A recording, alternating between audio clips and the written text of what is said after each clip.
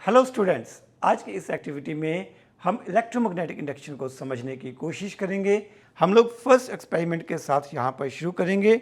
मेरे पास यहाँ पर इंसुलेटेड कॉपर कॉइल है जिसको एक प्लास्टिक के ऊपर वाउंड किया गया है। इस कॉइल के दोनों किनारों को यहाँ पर इन दो टर्मिनल्स के साथ जोड़ दिया गया है। मैं यहाँ पर कॉइल के दोनों टर्मिनल्स को गैल्वेनोमीटर के साथ कनेक्ट करूँगा। मेरे पास यहाँ पर एक स्ट्रॉन्ग मैग्नेट है। मैं इस स्ट्रॉन्ग मैग्नेट को इस कॉइल के पास लेके जाऊँगा। जब मैं मैग्नेट को पास लेके जाऊँगा, आपको गैल्वेनोमीटर में आने वाले चेंजेस यानी कि उसकी डिफ्लेक्शन को ऑब्जर्व करना है। And here we go. जैसे जैसे मैं इसके पास जा रहा हूँ, आप लोग देखिए इसकी में डिफ्लेक्शन आ रही है। मैं अब इस मैग्नेट को वापस खींचूँगा और आपको डिफ्लेक्शन को नोटिस करना है। लीजिए, मैं इसको स्लोली वापस खींच रहा हूँ। आप लोग देखिए इस बार डिफ्लेक्शन क्लॉकवाइज डायरेक्शन में आई है। मैं मैग्नेट को दोबारा से अंदर ले जा रहा हूँ। डिफ्लेक्शन की डायरेक्शन देखिए, इस बार ये थी टूवर्ड्स लेफ्ट यानी कि इन एंटी क्लॉकवाइज डायरेक्शन। मैग्नेट को वापस खींचूंगा, डिफ्लेक्शन आएगी टूवर्ड्स क्लॉकवाइज डायरेक्शन यानी कि towards right. It means that जब मैग्नेट पास जा रहा है तो डिफ्लेक्शन एक तरफ है, जब मैग्नेट वापस आ रहा है तो डिफ्लेक्शन दूसरी तरफ है। अगली ऑब्जर्वेशन देखिए, इस पर मैं मैग्नेट को तेजी से मूव करूंगा। जब मैं मैग्नेट को तेजी से मूव करता हूं तो डिफ्लेक्शन ज़्यादा आती है। वापस खींचूंगा बड़ी तेजी के साथ, डिफ्लेक्शन दूसरी तरफ बट बहुत ज़्यादा आएगी। जब ये मैग्नेट इस कॉइल के अंदर रहता है, ये मूव नहीं कर रहा यानी कि फ्लक्स की वैल्यू चेंज नहीं हो रही, तब गैल्वेनोमीटर में कोई भी डिफ्लेक्शन नहीं आ रही। गैल्वेनोमीटर में डिफ्लेक्शन सिर्फ तभी आती है जब लगातार मैग्नेट का मोशन है। लगातार मैग्नेट के मोशन का मीनिंग होगा कि लगातार इस कॉइल के साथ लिंक फ्लक्स की वैल्यू चेंज हो रही है। जब तक फ्लक्स की वैल्यू चेंज होगी तब तक ही induce EMF and hence induce current produce होगा। बच्चों, ये नोटिस करिए, ये मैटर नहीं करेगा कि मैग्नेट कॉइल के पास मूव करता है या कॉइल मैग्नेट के पास मूव करती है। जो मर्जी मूव करे, there should be change in flux. अब मैं इस केस में कॉइल को पास ले जाऊंगा।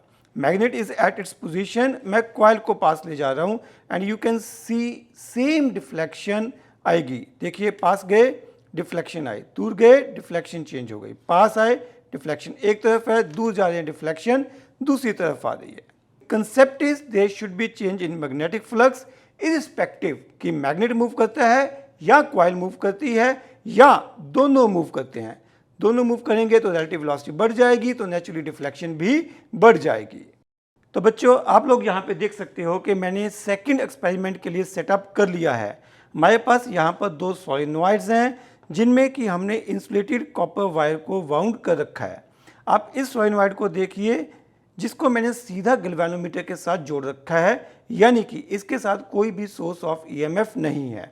ऑन द अदर हैंड मेरे पास इस सॉलिनॉइड के साथ ये एक एलिमिनेटर लगा हुआ है। यहाँ से मैं 12 वोल्ट की आउटपुट ले सकता हूँ। अभी ये स्विच ऑफ है। आई रिपीट कि इस सॉलिनॉइड के साथ कोई भी बैटरी नहीं लगी हुई। तो गैल्वेनोमीटर अगर डिफ्लेक्शन शो करता है तो इसका मीनिंग होगा कि इस सॉलिनॉइड के अंदर इंड्यूस्ड ईएमएफ या इंड्यूस्ड करंट फ्लो कर रहा है। चलिए, इन दोनों को बिल्कुल एक दूसरे के पास रखते हैं, एक सॉलिनॉइड को दूसरे के अंदर इंसर्ट करते हैं और मैं स्विच ऑन करूंगा। Here we go. आपको गैल्वेनोमीटर की डिफ्लेक्शन पे फोकस करना है।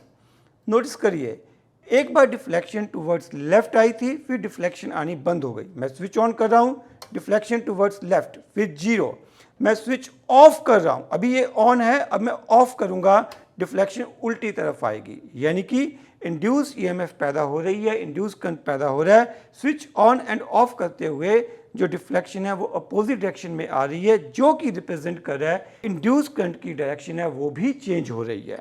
बट आपको अभी मज़ा नहीं आया क्योंकि डिफ्लेक्शन बहुत कम थी। अब मैं यहाँ पर एक सॉफ्ट आयरन कोर को इस सेटअप के अंदर इंसर्ट करता हूँ।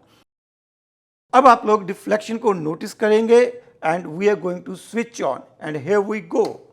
ओ माय गॉड, इस बार जो डिफ्लेक्शन है वो 30 को भी क्रॉस कर गई, बट अभी स्विच ऑन है यानी कि करंट तो पास कर रहा है बट डिफ्लेक्शन इज जीरो। वजह क्या है कि अभी इस केस में कोई भी फ्लक्स में चेंज नहीं आ रहा है। मैं स्विच ऑफ करूंगा फिर से डिफ्लेक्शन मिलेगी but in the opposite direction. आप लोगों ने देखा कितना ज़्यादा फर्क आ गया जब हमने एक सॉफ्ट आयन कोर को इसके अंदर इंसर्ट कर दिया। इसी तरह से इंटरेस्टिंग वे में फिजिक्स को समझने के लिए, फील लेने के लिए बने रहिए हमारे साथ। नमस्कार।